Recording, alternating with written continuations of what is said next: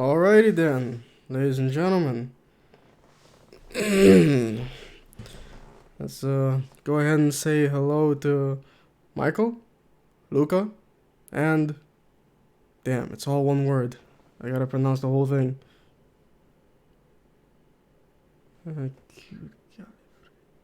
Cute Gallifreyan. Yes, nailed it. Milan, how's it going? So yeah, we got a hefty amount of people now. Let's get to practicing. Today we're gonna be reading this rather long article that was released back in 2013, but I only recently found out about it, called Fear is the Path to the Dark Side. Obsidian on KOTOR 2 and what KOTOR 3 might have been. Good to hear, Milan. Hope everyone's doing well. So yeah, like I said, this is a long ass article. We better just jump into this one. Let's get started. Fear leads to anger? It sure can. Anger leads to hate, and hate leads to suffering. Certainly does. Let's go. Please note that there are spoilers about Knights of the Old Republic 1 and 2 in this article, although I try to keep them to a minimum. I mean, hey, if you're here in this stream, then I'm sure you're well aware of what goes on in this game. To this day, one decision still plagues Chris Avalon's mind. Should Knights of the Old Republic 2, the Sith Lords, have had more Revan in it? Huh. BioWare and LucasArts hadn't forbidden it. Instead, Obsidian had decided to focus on new characters to allow more creative breathing room. It's interesting because they did talk about Revan quite a bit. And I would imagine, yeah, that's why he would go back and think, man, maybe I should have put even more Revan in it. Maybe even make him have some sort of appearance or a holocron or something.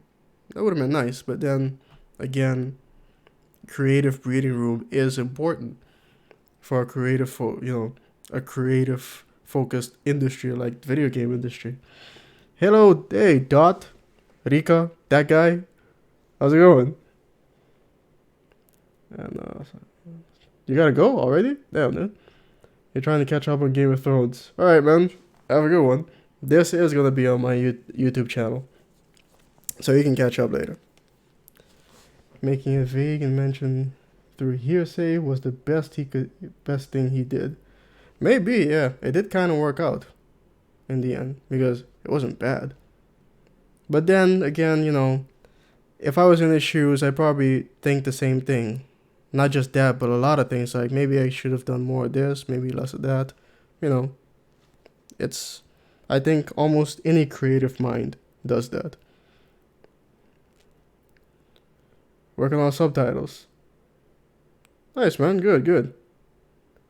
I gotta do more of that too, actually. I hear it can bring in more views. I did try it once. Not on any of my Creator's Conundrums, but on something else. I didn't see any difference. I should probably try it again.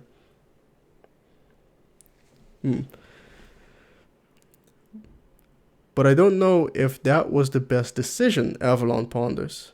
Speaking in a Eurogamer KOTOR 2 podcast are the members of Obsidian and the Sith Lord's Restored Content mod join us for.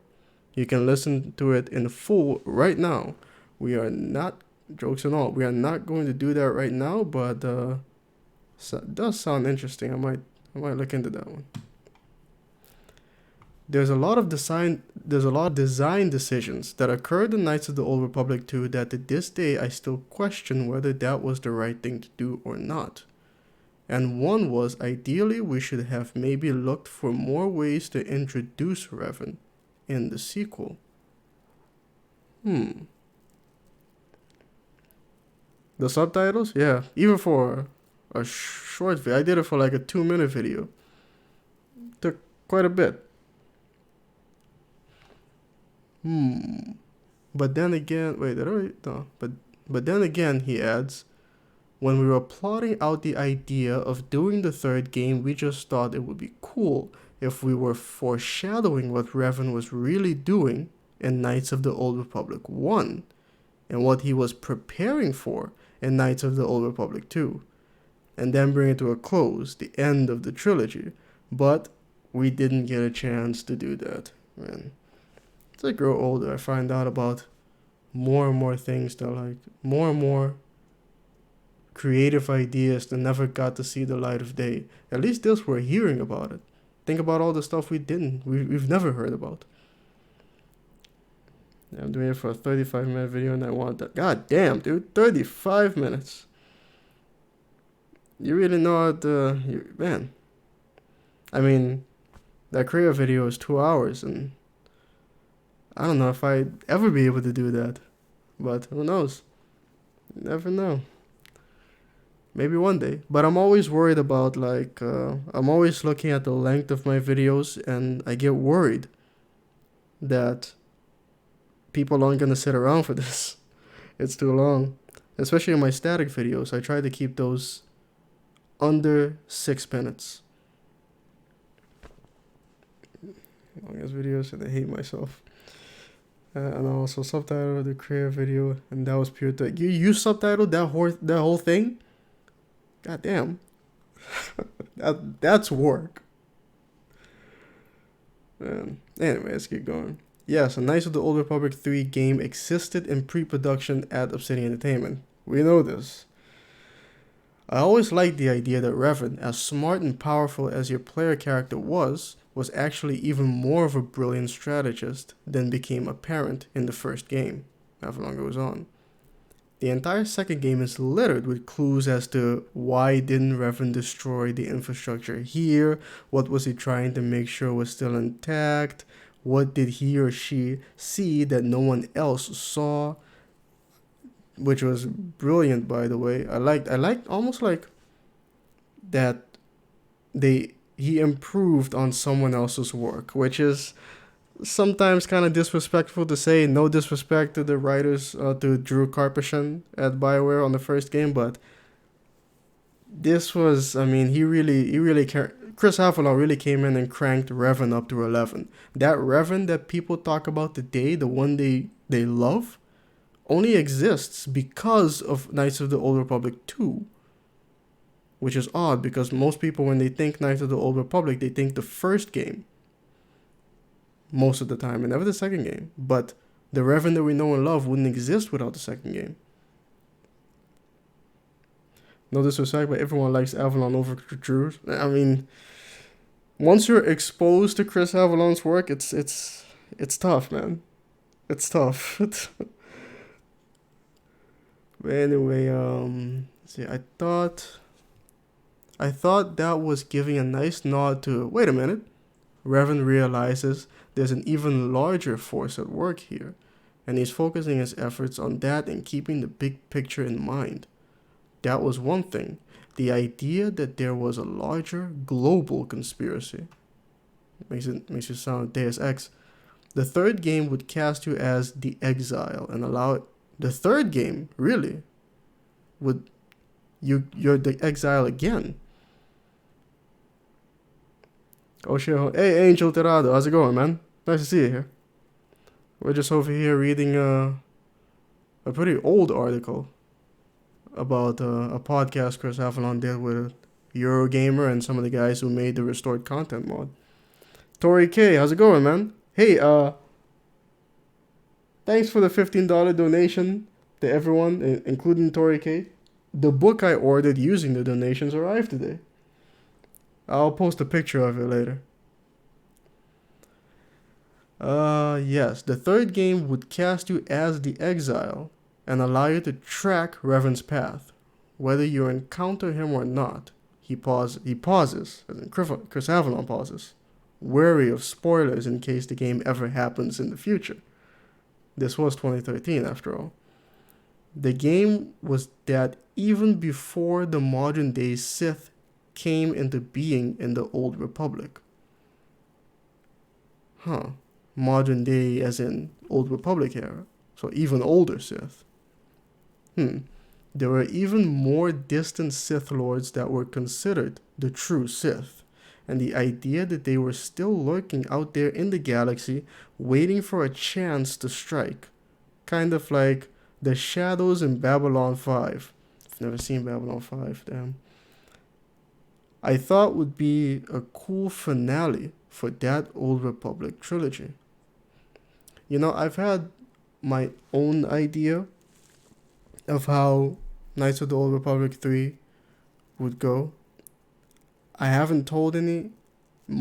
I've told people, but I've never told anyone on my channel. I had all these ideas for story and game mechanics, but maybe I'll touch on those later. There's an article from 2005 where it said KOTOR 3 was in development, and I wouldn't doubt it if it was the exile, since the light side ending shows the Ebon Hawk leaving on a cliffhanger. Yeah. In my version, the exile is still involved, but you play a new character. But yeah, it was in pre-production, this article says. But things kind of fell apart, I don't know how. Honestly, I don't like Avalon's idea for KOTOR 3 of True Sith. He wanted to be this mysterious alien ugly creatures, which in my opinion doesn't fit the setting of Star Wars.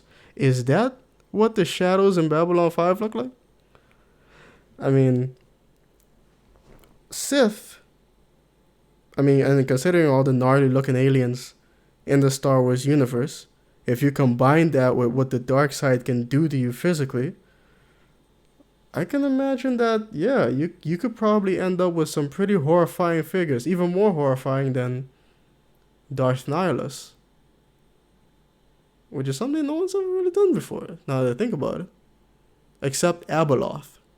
But Abeloth was a abomination of both the light and the dark side. So, I don't know, scratch that.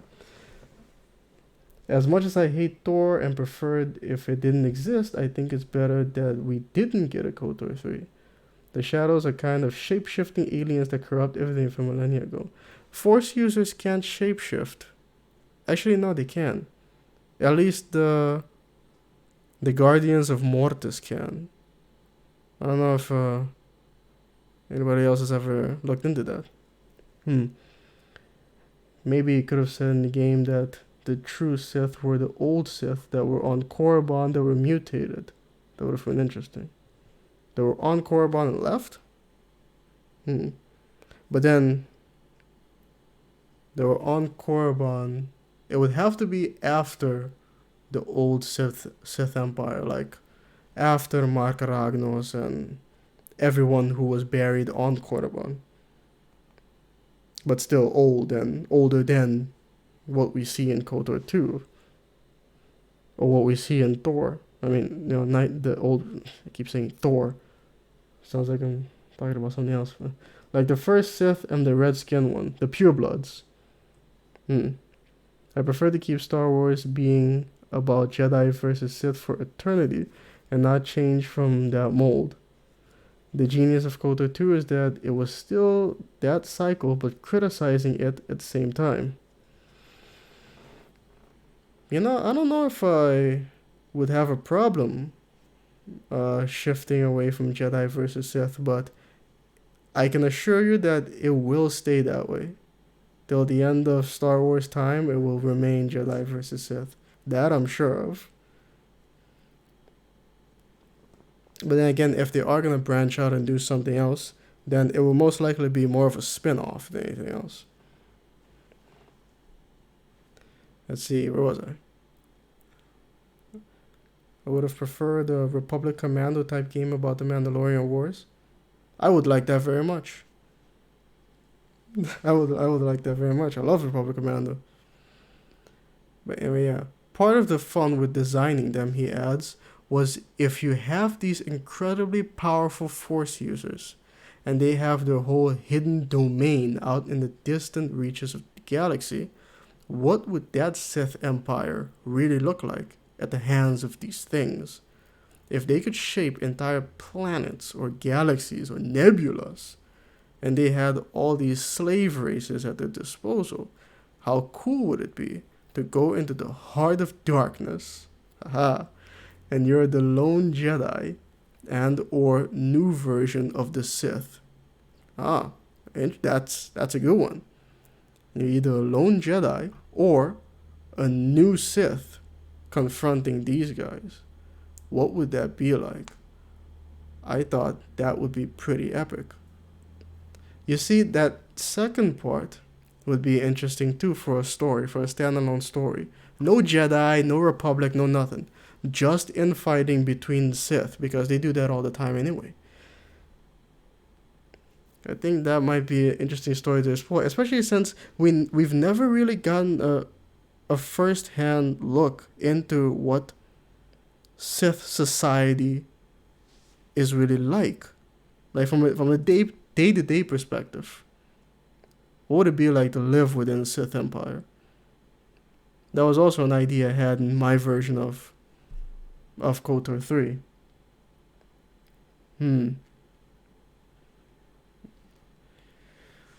Whimper Yearn.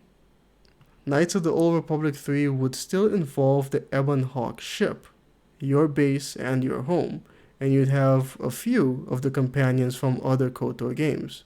You definitely have 23M4 and HK47 with you, of course. Can never leave home without HK47. He says, and at one point, HK47, its legs dismantled, would ride around in your backpack, like C-3PO does with Chewbacca in Empire Strikes Back.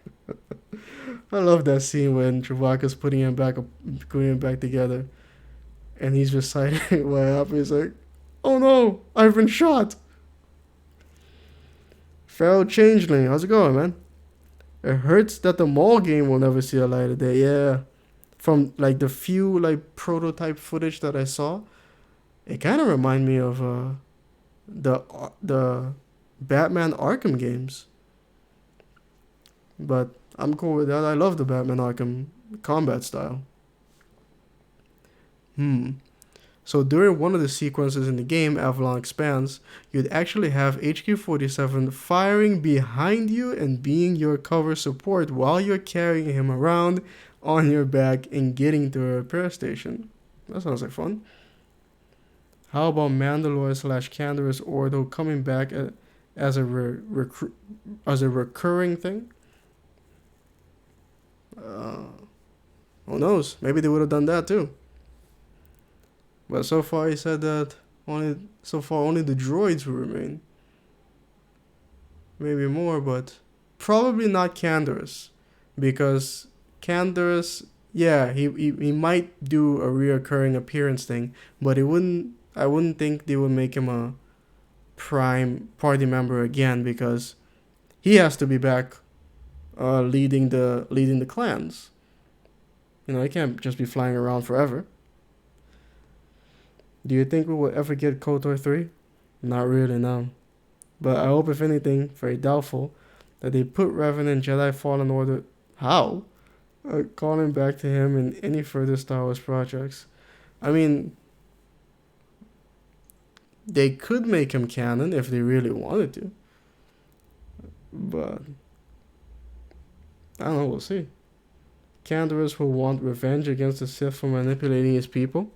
Yeah, maybe, there you go. Maybe like a Mass Effect 3 type situation where you gather up forces, including the Mandalorian clans, to attack the Sith Empire.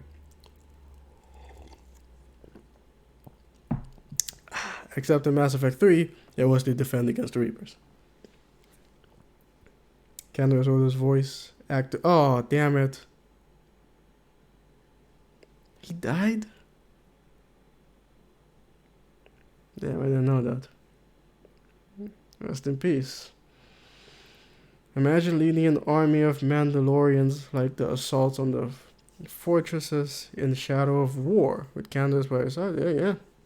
It's an idea too. A holocron of Force Ghost visiting the player character. Well, not of Canderous. Or they can't exactly make a holocron.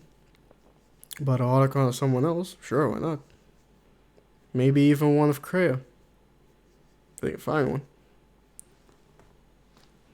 Let's see now. That KOTOR 3 pitch, which is different to the Star Wars pitch Obsidian is trying on Disney, never got past pre-production. Back then they were pitching something to Disney? I did not know that. I guess maybe this was before EA. Ugh, what a disgustingly bad deal. I mean, EA was despised even even before then. And Disney was like, yep, these guys. What kind of a fool makes that decision, man? I still don't understand that.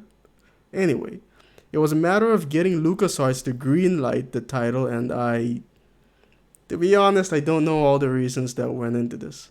Whether they wanted to have an internal team do it, whether the logistics didn't work out. Ultimately, he says, it felt like we were pitching and it just wasn't going anywhere. And at some point, people just drew a line and said, it's just not going to happen. Which made us kind of sad, but okay. If that's the business, that's the business. Then 2015. Damn. 2017. Damn, just 2 years ago. What would be the perfect Sithati? The ideal Sith antagonist. The hypothetical villain that makes Palpatine look like a Girl Scout. I mean, it's weird because I remember I was talking to someone about this the other day, and they said that in their opinion the ultimate Sithati was the dude Vitiate from the Old Republic, and that's why he wanted to kill every single living being in the galaxy, because he could. But then I thought, the prophecy of the Sithati is someone who is able to do absolutely everything and anything they want. That's why, yeah, that might be a good idea too. That the perfect Sithati is the exile, or at least she could be. Because, I mean, yeah, even if you're controlled by the dark side, then yeah, you're technically not the Sithati. Still. But then, if you're the Sithati, apparently, and you kill every single thing in the galaxy, now you've rendered yourself incapable of being the Sithati, because everything that requires interaction with others, is impossible now, and you can't do that. You can't talk to anybody. You can't have sex with anybody. You can't have any kind of debates with anybody. You can't punch anybody. You can't kill anybody. They're already dead. There's a whole host of things that now you cannot do because of something you've already done. It's weird. Reverend, for example, is often considered a Sith authority, but the problem with the Sith is that while a lot of great leaders lead the Sith, they're always defeated. Well,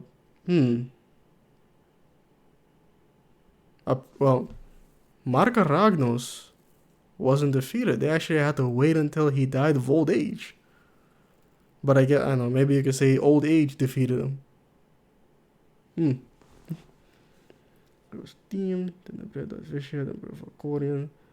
The voice actor's name was John Saigon. He was born in 1954. And died in 2017. He was 63 years old. He fought with the cancer like a true Mandalorian. Man. The reason I argue that the exile is Sith is because they were to lead the Force wielders, including Sith. The flaw of the Sith is that they are bound and corrupted by the Force. But what do you mean lead the Force wielders? That the exile could become the leader of the Sith and Jedi? The way to lead everyone and be the next advancement is to let go of the Force itself. The way to lead everyone, I don't know about that, but because of her massive amounts of, influential power,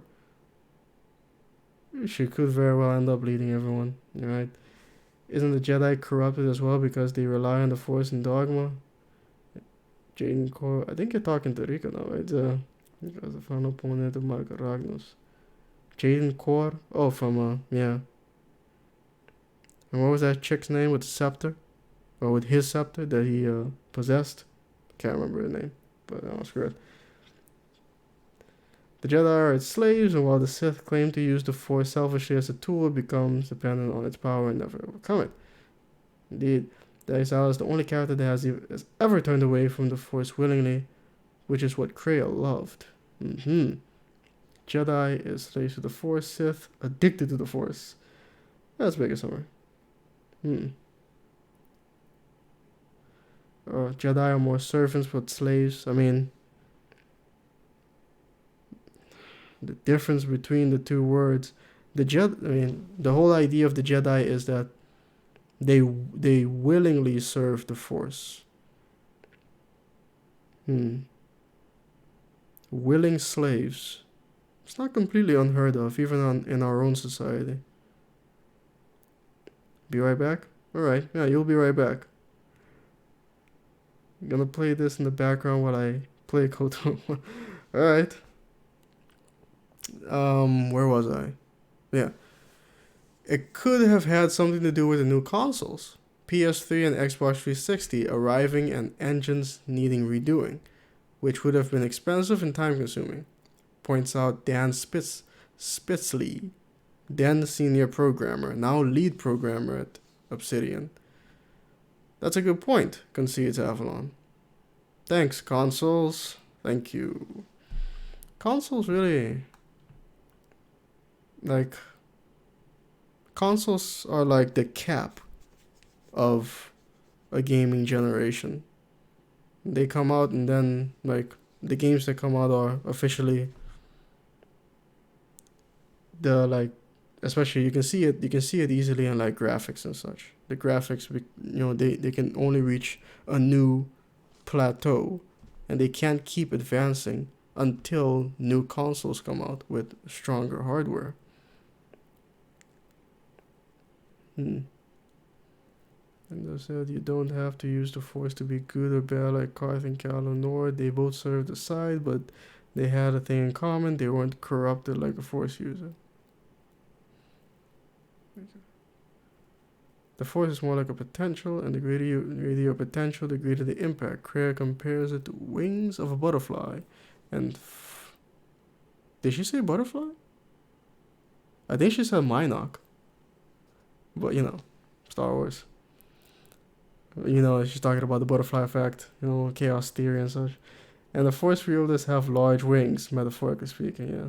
The only problem with the force user that they somehow lack the balance, so in a simple way they lack how to be a normal guy, which is presented as a choice. Han Solo didn't have force powers yet, made his choice to save Luke and destroy the Death Star. Yeah, he made a choice. Deep down he was like, you know what, nah, I can't leave him behind. That's a choice he made. Then again, I don't know if maybe the force had something to do with it. Who knows? As integral as Revan was and is to the Knights of the Old Republic experience, when Obsidian first started working on KOTOR 2, the studio's first game. Wait, wow, yeah, it was. It was their very first game. No one in the team had heard of it. Wow. We hadn't played the original game, Avalon reveals. LucasArts hadn't signed the contract before we started working on it. So even though we were getting paid for milestones, they didn't want to give anyone a release copy of the game. Wow.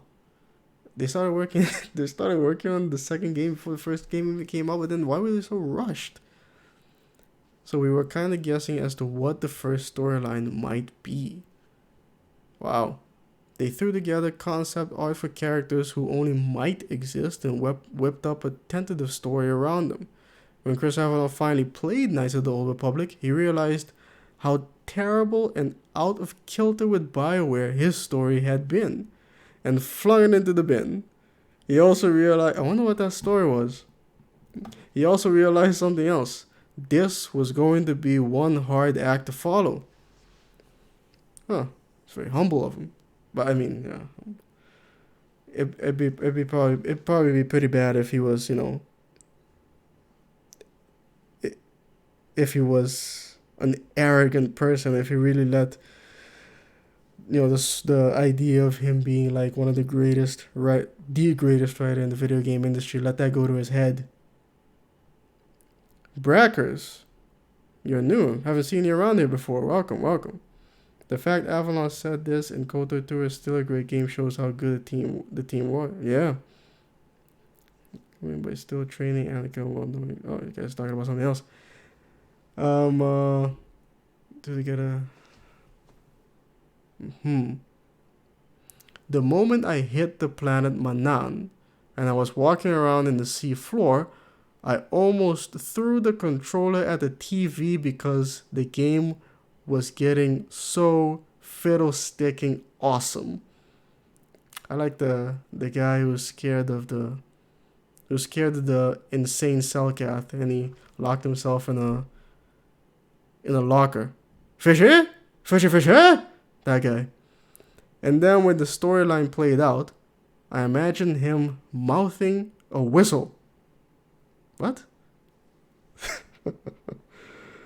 Incredible kudos to those guys. I thought it was a great story. I thought the team had assembled all the right beats for what made a Star Wars game. And he adds, they made me love Star Wars again. That is not a Trump reference, ladies and gentlemen. This was back from 2013, 3 years before that slogan became a thing. So if Mortal Kombat 11 has taught me anything, let's all calm down. But also, wow, I'm screwed, he laughs, recalling his thoughts. It's a rough act to follow. Like I'm going to Garfunkel this up. Fisher? Can anyone help? I'm using 2 swords and keep missing in KOTOR 1. I only have 2 weapons fighting first feat. You keep missing? Huh. Yeah, I know, man. Use cheats. Or see what happens if you only use 1 sword.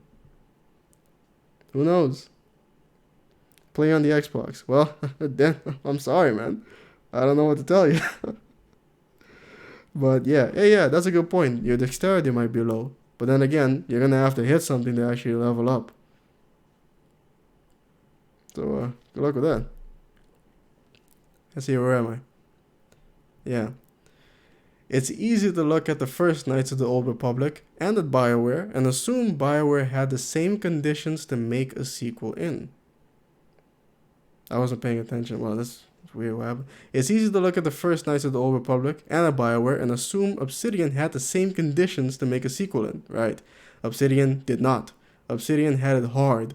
When the deal was inked, there was only 7 people working at Obsidian. Good lord. All huddled in a makeshift office in Fergus Urquhart's attic. This dream job had been landed through old ties and BioWare rejected a sequel. Huh. Wow. Connections. And BioWare was like, as if it was uncomfortable with producing one and 14 to 16 months. Well, fucking, who wouldn't? Of course. And of course, yeah, if BioWare was in the position to be like, But Obsidian was like, shit, we need work. So they took it. 14 to 16 months. The LucasArts wanted.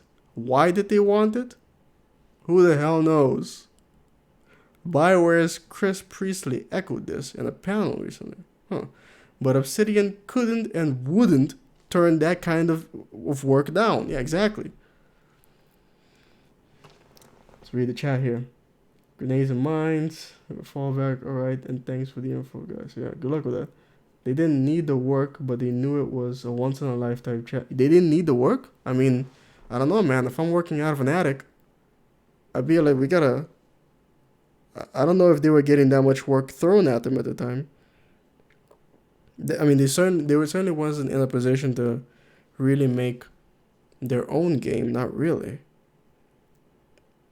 So, I mean, they had to take whatever they can get. And beyond that, yeah, it was still kind of, like you said, a chance in a lifetime chance. So even if they knew they kind of couldn't, so fiddlestick it. Let's do it. Once in a lifetime chance. The reason LucasArts wanted it was because episode 3 was coming out months later. How is that going to affect Knights of the Old Republic 2?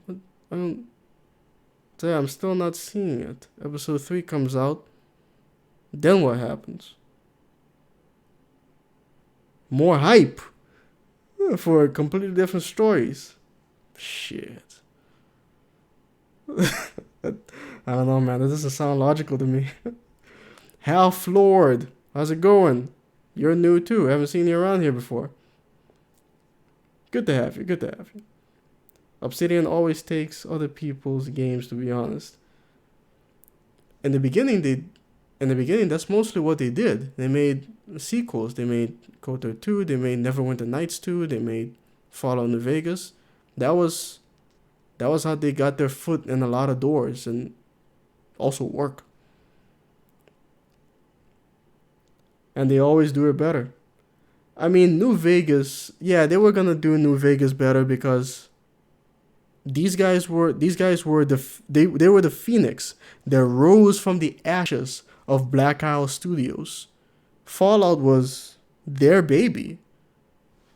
So they knew what they were doing.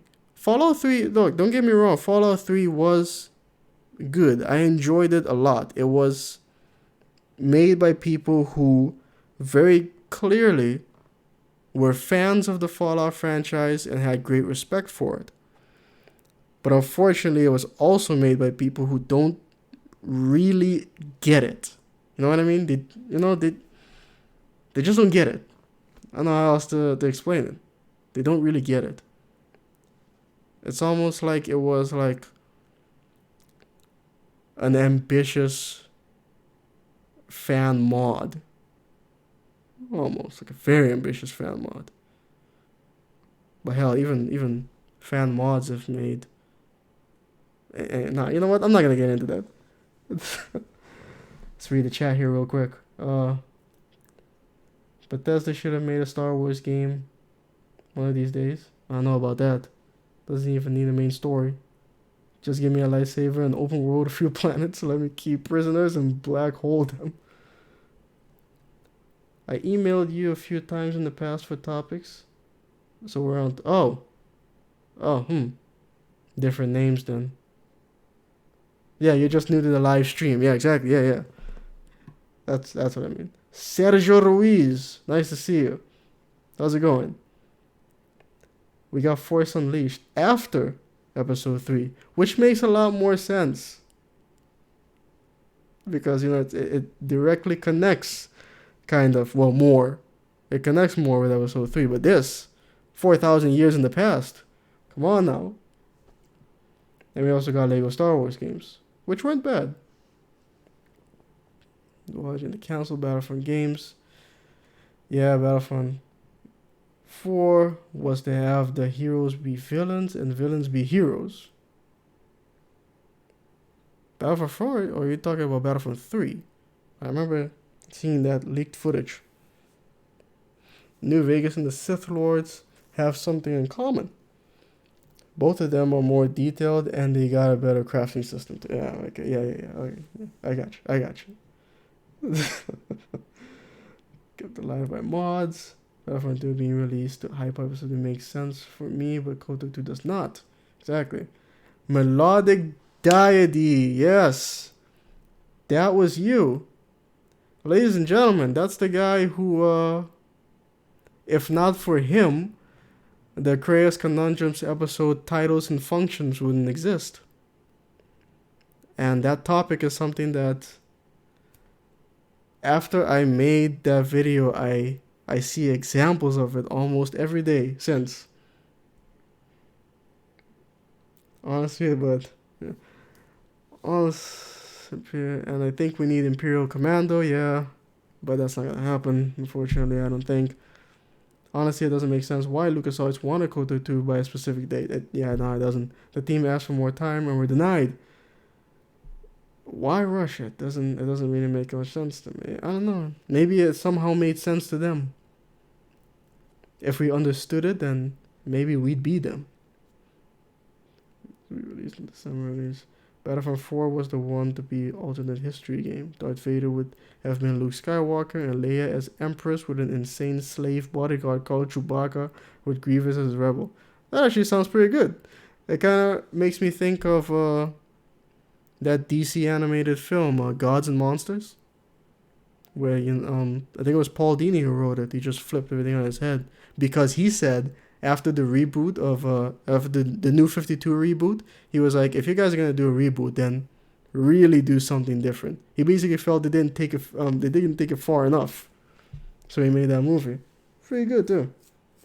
Yep, same thing happened with the New Vegas. Obsidian was given a time again the goddamn time limit. In development, they just needed more time, but for some reason, no one wanted to give them more time. In this case, I demand to change his name to Two Lord because he's too big for one guy after all that Kreia video that was created because of him. So you multiply him by 4. Alright. Boy said, oh yeah. Anyway, where were we? Nevertheless, Obsidian was ill-prepared for what lay ahead. It didn't even have a full team, which would number around 30 people, many inexperienced, let alone luxuries like in-house IT support, in-house audio, in-house QA. The engine was new The engine was new and contractors, though working hard, were making mistakes that were hard to track down. Obsidian didn't even have a proper office. Someone would turn on the microwave and all the animators would lose power. Anthony Davies, gameplay programmer, recalls, it was a real challenge, he says. But he loved it. Wow. That sounds terrible. But at the same time, I guess there's something there. That Kreia always says about, Kreia always talks about what struggles can do for people. It's weird stories where, like, the stories that are sometimes the most fun are the ones where things don't entirely go exactly as planned. Like, I remember when I was a kid, it was me and my cousin, and we drove around with our uncle in this really beat up old ass truck. And nothing in this thing worked well. Except, I mean, it drove, it got us from A to B barely. We kept looking at that gas meter, and it was on E at almost the entire time. At a certain point, it just kind of fell off. It wasn't even on E anymore. It just gave up on itself. But somehow that thing was still going. But we were getting awfully nervous. Let's read Star Lords. Chris Avalon had a story about some city employee that had a pregnant wife. I want to play Tyranny. And while she was giving birth, the guy was still in the office working on the game. God damn. City are better at making games than Bioware, in my opinion. And Chris was like, go, go, go, get your wife. And the guy was like, it's fine. We need to work on the game. Jade Empire really great with philosophical questions about talking about Bioware. Jade Empire, yeah. I never got to finish Jade Empire for some reason. I got close, I think. I got up until right after the twist. Also, this story was happening while Kota 2 was being made. Honestly, there are stories like that which make me appreciate Kota 2 being made, despite being incomplete. It certainly sounds like a passionate team. People knew they had something great in their hands and wanted to create it. I just wish they had more time. Jade Empire's Bioware's best. Really? That's a lot of hype. I remember enjoying it. Yeah. We just had so many good times, he expanded.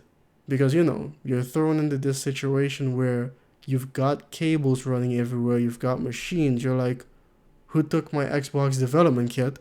What's going on? Who turned off the lights? It was a little bit crazy. But everybody, top to bottom, was working and doing multiple jobs. Fergus Urquhart would be in his office playing the Children of Dune soundtrack over and over again.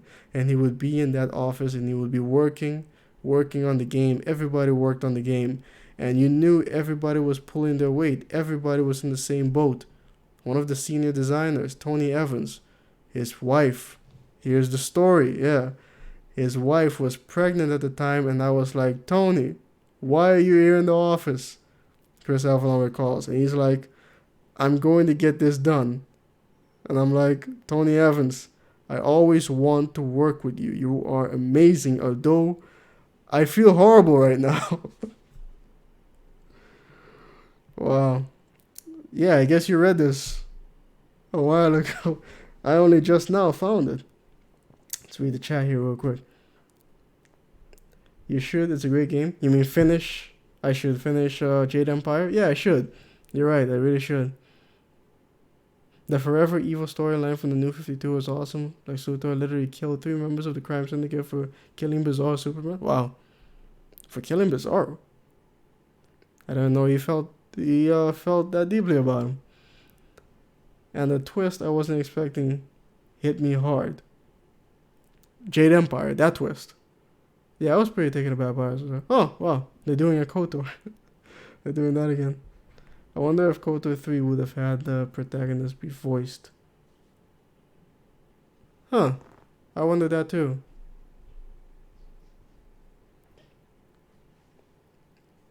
K Moore. How's it going, man? Hey, thanks for the $15 donation. That book I ordered using your donation, it arrived today. I'll take a picture and put it up later.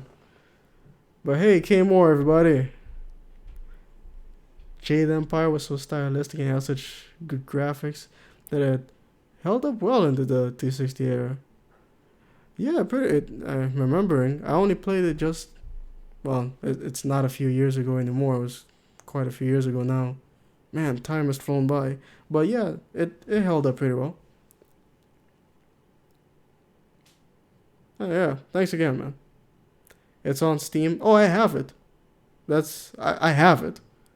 I played it off of Steam, but I just never finished it. I don't know what happened. I think something drew my attention. Anyway. But however valiant the team's effort, Knights of the Old Republic 2 would not be properly finished. Broken, the team implores polite old me, and asking LucasArts for an extension was out of the question. There would have been substantial penalties had we not have made that date, Avalon tells me. But LucasArts isn't the Sith Lords in all of this. The Obsidian Knights are quick to point out. So the house that Star Wars built sent QA people over to help in-house and did crucial work getting all the game cinematics together. The LucasArts people were so nerdy about Star Wars, they could even understand the fictional language written on posters in the game, which resulted in some odd bugs being filled on Obsidian staff who didn't think such a thing was possible. Huh. They're saying the people over at LucasArts are they're not noobs. They're top echelon Star Wars fans. Penalties implies contract breach, yeah, but I mean, but then what are they gonna do? Not have them make the game anymore? Nah, the real fault, Avalon says, was Obsidian's eyes being bigger than its belly. There's a number of design decisions we could have done to de-scope the game. We should have removed all minigames. That was a huge waste of time. And all those cutscenes we had, the in-engine sequences, all of those were such a huge pain in the ass, arse, to set up, and we could never count on them reliably. There's a reason why so many cutscenes take place on the Ebon Hawk, and that's because Obsidian could ensure people would be standing in the right places when they triggered. Oh, and redesigning the interface was also a huge waste of time. Wow.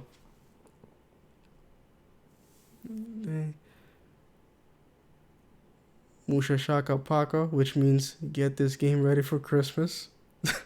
Yeah, I'm pretty sure that the guys over from LucasArts showed up and they were just staring Fergus and Chris Avalon in his face, and they just go, Gilfa! And they, right away, sir. They'd understand it immediately. Avalon gets to brag how he challenged his knowledge of Star Wars with the official lore keeper. Or was it some other article? Maybe it was that, or maybe it's somewhere in there. We're not done yet. I don't think we're anywhere near done yet. There was a moment where he was explaining his ideas and concepts, and some executive disagreed with his choices. But Avalon got his ideas confirmed as within the lore by the official lore keeping person at LucasArts. The official lore keeper. When you think lore keeper, you think like a dude, white beard.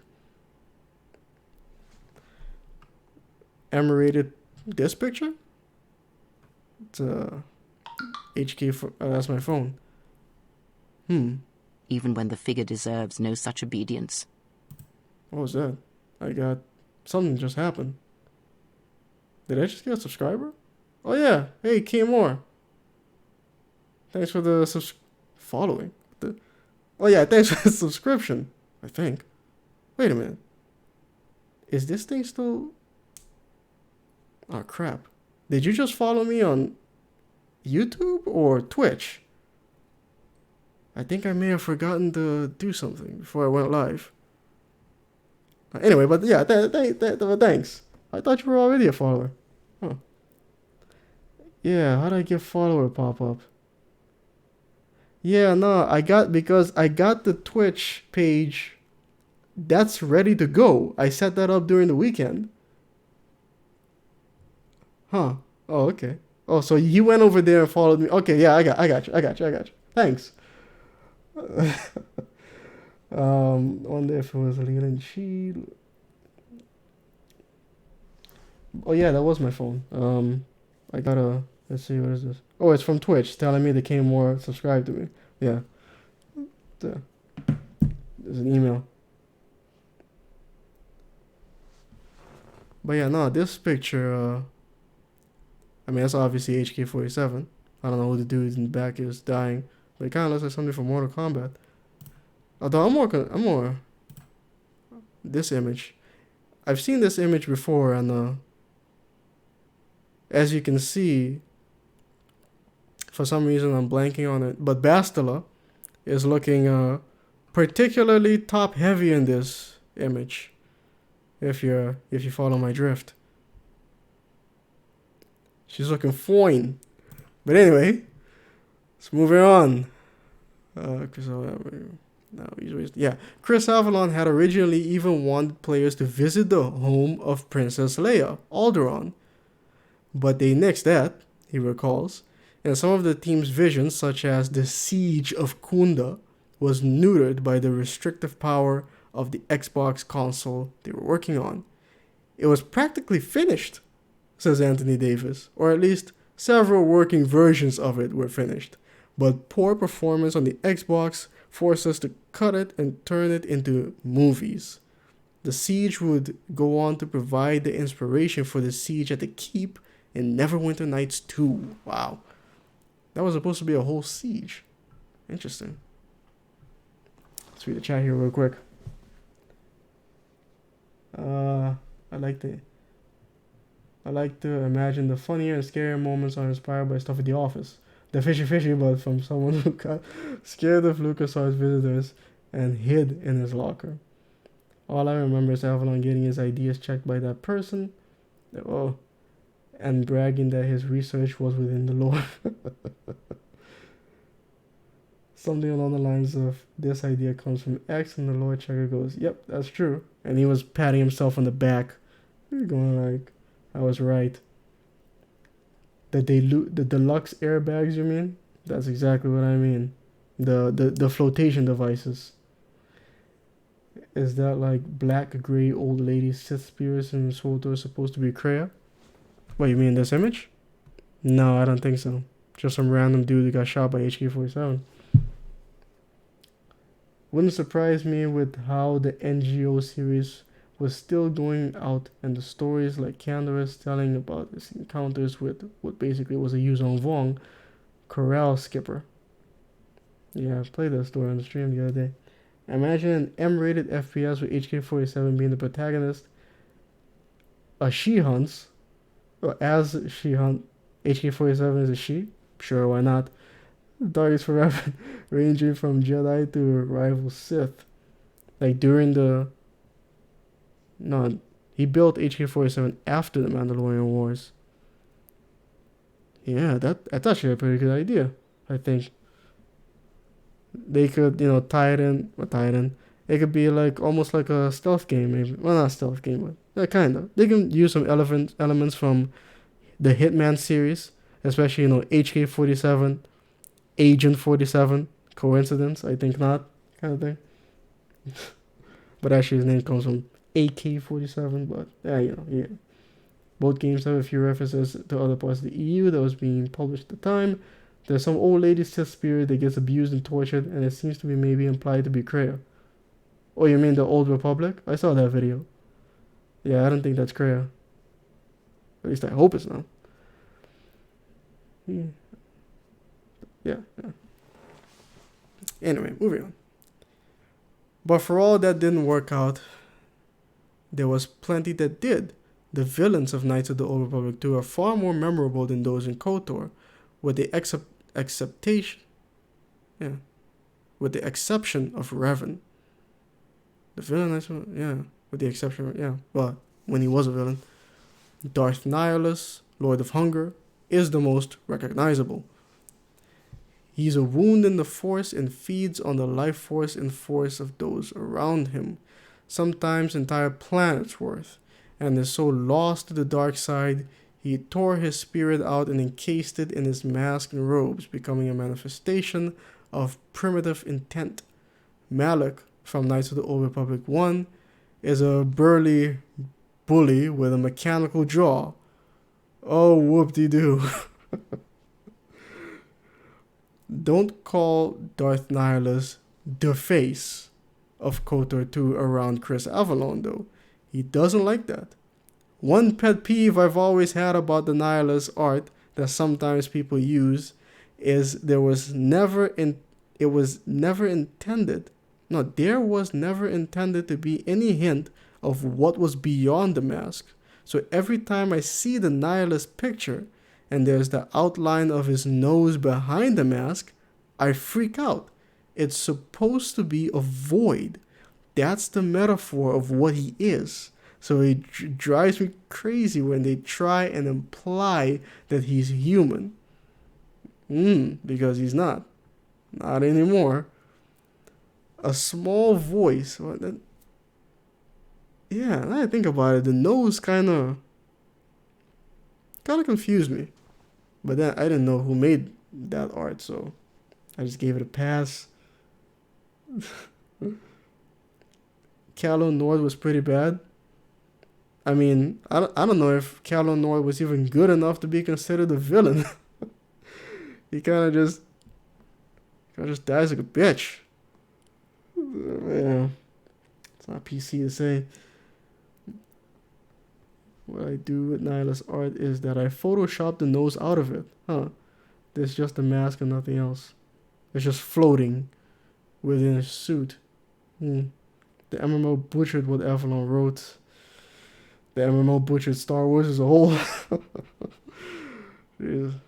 A small voice, that of lead concept artist Brian Menzies, interjects. He drew that nose for a magazine cover way back when. Chris didn't like it, but he went soft on me that day and let it go, he says.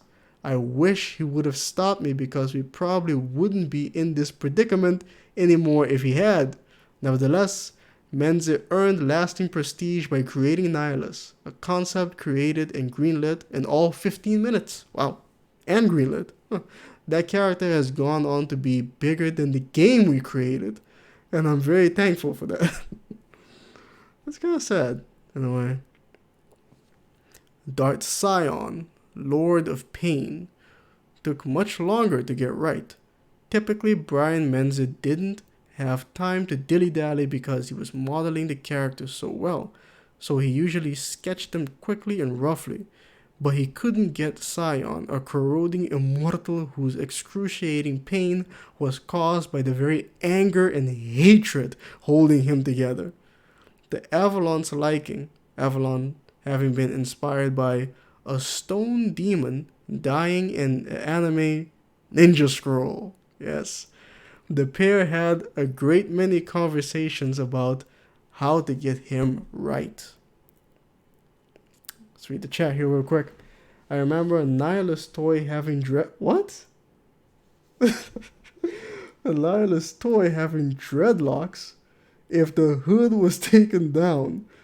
With the structure of the nose, the Jedi Nihilist used to be... the Jedi Nihilist used to be would have appeared mixed race between black and white.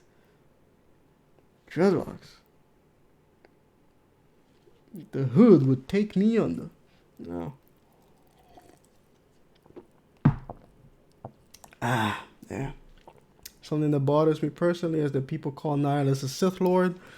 He's not a Sith Lord. He doesn't follow any tenets or beliefs of the Sith. That is true. He's a crack addict. Kind of want an Arkham-style game where it's just a big tournament of Old Republic Sith with a customizable player character Sith with the level of corruption, species, and lightsaber customizable. They can make a little thing about that, sure. Not with any kind of story or anything, but they can make a little thing. I wouldn't be against it at all. We were trying to imagine how you would have some guy who was literally telekinetically holding himself together, says Avalon, talking about Darth Sion, and trying to get the feel of having those small pieces of his body actually orbiting around him. We were trying to get the engine to pull that off, and me and Brian went through many frustrations trying to get that correct. And I'm not sure if it ever exactly turned out the way we wanted it to. No, not really, adds Menzies. The engine just couldn't do it. That's how Darth Sion ended up looking more human than originally intended. A bit like a decomposing monk, pretty much, yeah. But the strongest and most memorable character of Knights of the... Here it comes. I haven't even read, but I know it's coming. Of Knights of the Old Republic 2 was Kreia. The blind old Jedi, ex-Jedi, sure, who guides you every step of the way. Her strength was in how she was written rather than how she was drawn, and she personified Knights of the Old Republic 2's other defining characteristic, gray areas. The light side, dark side polarity of KOTOR was questioned by Kreia at every turn. Help a poor person out with some money, they may get mugged and killed for it. She was questioning everything about the Star Wars universe that I thought should be questioned, Avalon remarks. She was the alternate perspective without the need for ruthless and cringeworthy evil. Booyah. Good heavens. This... Alright. Let's read chat here real quick. Do you have to have the title of Darth to be a Sith? I guess not. What does Darth even mean? Not entirely sure. I like the end product of Scion with endless fractures but still human. Yeah, I liked it too, but I guess they didn't. They had something completely different in mind. As far as I know, no. I think the title is Sith earned. Talking to him. Nihilus is so empty and thoughtless that he would eventually eat himself when he no longer could eat anything else. Yeah, he's a crack addict. Darth means Dark Lord and Sith. Sure, why not? The contraction of Sith Lord Sith. By the way, Kreia still considers herself a Jedi Master. If you kill all the Jedi Masters and go to Dantooine, you can ask her where are all the Jedi Masters. To which she says, "It is I, but I am no longer part of them." I'd have to look into that. Sith is just an ideology and philosophy, nothing more. Darth is just a title of great power and prestige, just like Jedi Master. Darth is also German for dark, and Vader means father. Really, I didn't... I just saw something crawl across my screen. Really, I didn't know that. What was that? But yeah, a lot of people confuse Sith with dark side. They realize that those are two different things. You technically you don't have to be a dark sider to believe in Sith ideology and their philosophies. By being a tarnished gem, Knights of the Old Republic 2 also managed to inspire something else that KOTOR couldn't: modders. These fans would go on to exhibit a kind of loyalty even a Sith Lord would covet. Their work eventually restoring KOTOR 2 to the game it should have been. Two members of the Sith Lord's restored content mod team, leader Zbigniew Stanowicz and anchorman Julian Delange, join us for the podcast. Obsidian didn't hide any content from the community. Everything the team made is on the game disc. That's why Anthony Davies couldn't help but smile when he heard about the restoration projects first cropping up. Yeah, they've really bitten off a lot, he knew. They really don't know how much is in there. It wasn't a case of altruistic foresight on Obsidian's part, though. It was simply because pulling out any content besides offensive placeholder language was more dangerous to the game's overall stability than leaving it in. Interesting. Of the content restored, it's the HK Robot Factory quest that's the most significant, and entertaining. It's obvious when you play the game without... It feels almost like DLC. It's obvious when you play the game without the mod that something more was intended. What wasn't obvious to the restored content mod team, however, was how the quest was supposed to end. Chris Avalon fills in the blanks in a subsequent email. HK-47 went old school solo to destroy all his bullshit. destroy all his bullshit upgraded models hidden on Telos. He sneaks in, they can't detect him because he's a similar model, and then I believe he could either destroy the 50s, 51s, or make them part of the end battle. He could destroy them all, or he could recruit the HK51s. I think, wasn't there a third? Yeah. Or he could waltz off with his robot army into the distance. Right. Beyond a minor upcoming update, work is at an end on the Sith Lord's restored content mod. Dreams of Obsidian releasing the game code to the community are just that, dreams. BioWare owns the engine, and it has licensed middleware in it. It's complicated. In other words, an Obsidian has no say in the matter. Yeah. Read the chat here. I guess idiocy that's being grazed for the Jedi is supposed to be pretty much the new Jedi Order books really delve into the debates and what it means to be Jedi.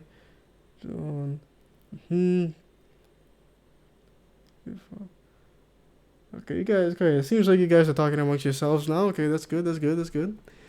So you're going then. Beyond a minor upcoming update, work is at an... Wait, I already read that. The work the restored content mod team has done, Obsidian is eternally grateful for. One of the things we would talk about as the various Sith restoration projects went on was just how lucky we were that the game was so well received by some great guys like you two guys. Anthony Davis tells Stanowix and Delange, you would fix that which could not fix. You could fix that which we could not fix. We were not allowed to. We're really appreciative of that. You helped complete the experience for many people. Ding dong. For me, many people who get the game for the first time, like from a Steam sale or whatever, their friends are going to tell them, yeah, go get the Sith Lord's restored content mod. That's what I always do. Put that on there first. That's the way it was intended to be. And that's correct. And just, really, thank you guys from the bottom of my heart. I mean it. I'm speechless now, says Stanowix. I love you, Anthony. I love you, Anthony. That's what I imagine he said. You can play KOTOR on your phone now. Yeah, I think so. I think you can.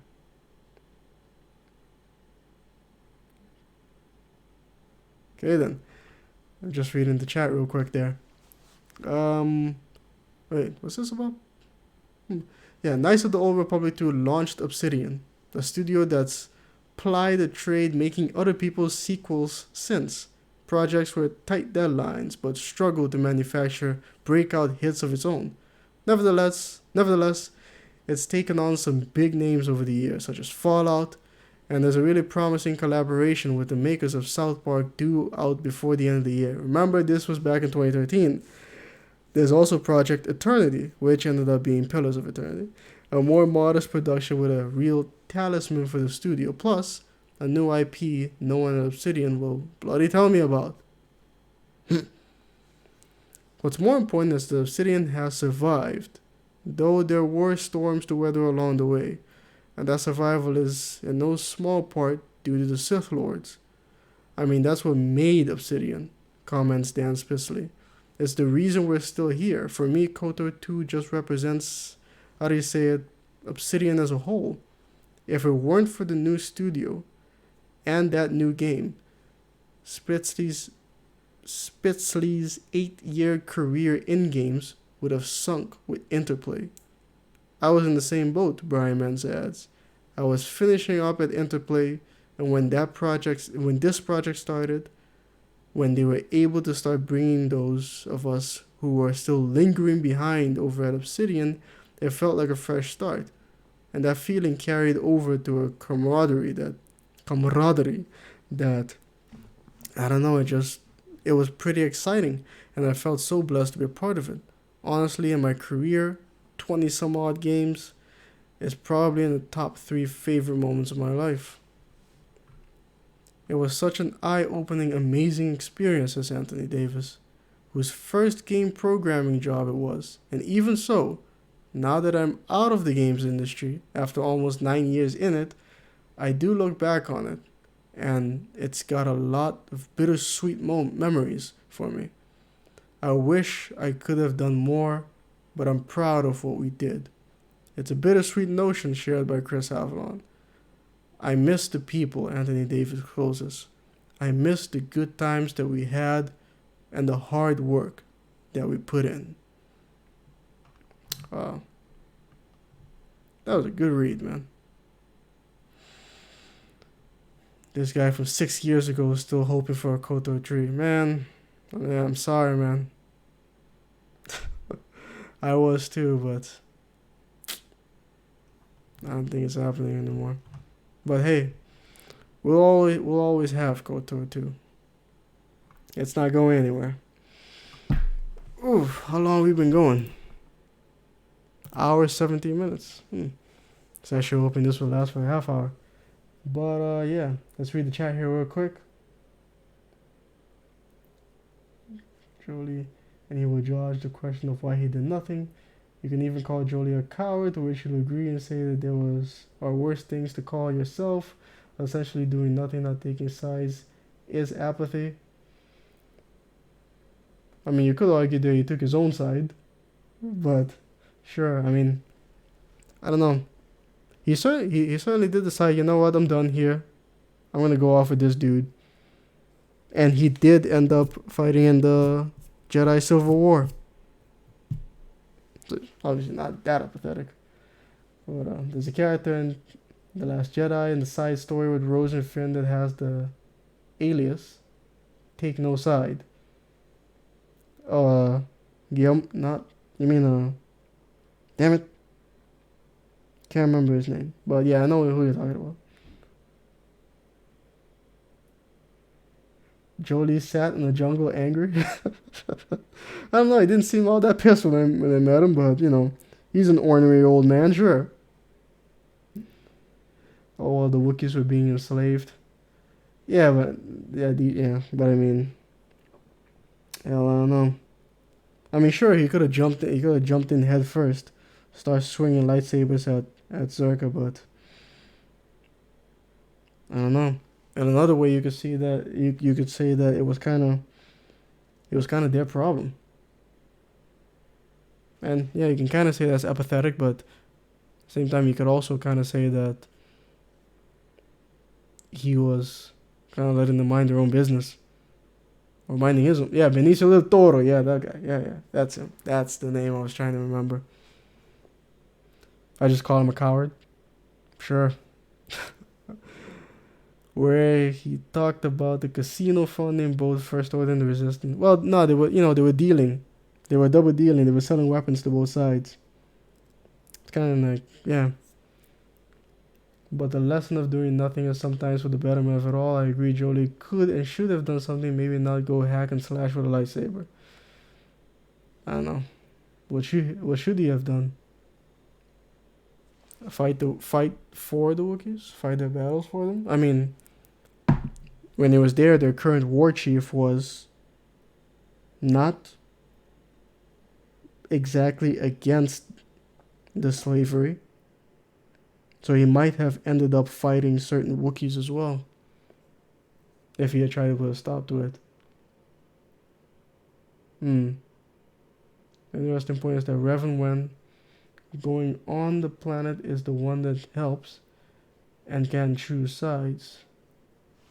Yeah, and so he did. Although, now that you say that, there really isn't a way, I guess, to go to Kashyyyk and not choose a side. You always and the game always, ropes you into it.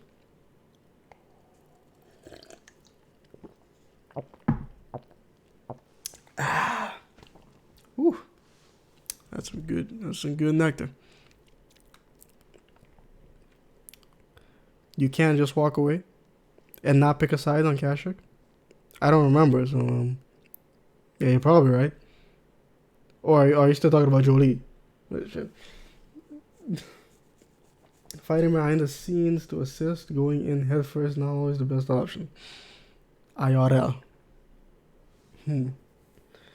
Well, I mean, you guys certainly are having a scintillating discussion here. Man, I really hope this video doesn't get flagged. But I gotta, let's see, I'm gonna go ahead and do something now. Hold on. Yeah, do this. Open up that. And then I gotta, hold up. Right here. Nope, that's not it. Oh wait, yeah, this is it. Text.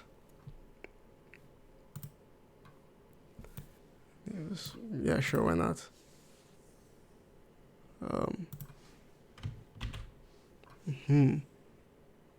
Then let's increase the font size.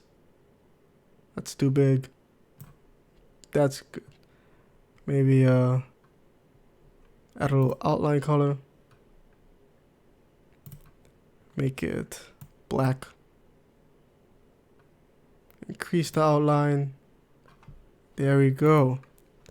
Okay then, this yeah. See, the idea here was that I would do this article here. How is your Twitch? Well, K more, we're about to find out. Even when the figure deserves no such obedience. I mean, oh man, iBro34 is now following. That means Twitch, and Twitch keeps sending me emails every time someone follows me. So hopefully I'm gonna be getting a lot of those, because this stream was actually a lead-in to my Twitch channel. So you know, I'm trying to herd people over there, and I'm gonna have to delete 3 of these live streams so that I can reapply for partnership on YouTube. But it's messed up, man, because in order to get partnership on YouTube, I have to move to one of their competitors. So weird when you say it like that. But that's exactly what's going to have to happen. I'm going to have to go over to their competitors and stream primarily over there. Even when the figure deserves no such obedience. So that I can avoid getting a copyright notice and getting my ass booted out again. Emperor Palpatine. Thanks for the follow. Hemp. It's unbelievable what you can do with hemp. I just found out just a couple of years ago. You can make pretty much anything out of hemp. That's fucking unbelievable. But anyway, yeah. Twitch. What I'm gonna do, especially, for the first maybe a couple of weeks or so, I'm gonna start streaming on YouTube for a half hour. Something very safe. No music, no nothing. And after a half hour, I'm going to switch over to my Twitch account, which is exactly what's going to happen now. Oh, that was you, Tyler. Oh, thanks, man. You're Emperor Palpatine? Sweet. But yeah, although now I'm kind of apprehensive about it because you guys are having quite a nice little discussion over here, and I'm going to feel bad if I break that up. EA made Chewie into a psychotic exile? What? I don't remember that. But yeah, then again, I haven't played any of the Battlefront games. So yeah, the idea now is I'm gonna log off here, and I'm gonna go over to Twitch. You can see I got the URL in front of you right now. It's in the description box, and I'm gonna put it in the chat too. There you go. So I don't know how much clearer I can make this. That's where I'm gonna be now. So yeah, if I'm gonna go over there, and I'm going to play Knights of the Old Republic 2. Well, technically play. I'm just gonna talk to you guys while I I speed my way through the game with cheats and such so I can find more material to record and make videos out of, like I did last time. But then again, the game will still be playing. What else? What else I got? Am I forgetting anything else? Yes, this is an exodus to Twitch, ladies and gentlemen. We got 15 people watching now, man. Just now we had 16. That's great. That's great. But yeah, I'm gonna go over there now. And all that good stuff. You're hungry? Alright then. Well, don't worry about it, man. I'll see you next time, Farrell. Thanks for hanging out and reading this article with us. You can't be apathetic if you're not a Twitch person. Nightspeed X 5000. Kinda. It's actually called Turbo. But yeah, ladies and gentlemen, give me maybe like a few minutes to log out of this, log back in so I can stream on Twitch, and then I'll be online at Twitch very soon. Darth Revan, how's it going? You kinda just missed everything. But don't worry, I'm about to switch over to Twitch right now, and I'm gonna quote unquote play some Knights of the Old Republic 2. But this was a very interesting stream, I gotta tell you. So be on the lookout for, the VOD.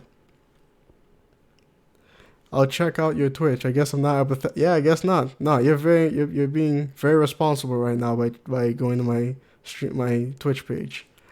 Very responsible. But yeah, ladies and gentlemen, I'll see you all in a couple of minutes. This is not goodbye. I cannot make that clear enough. I'll see you all just a little bit. Peace.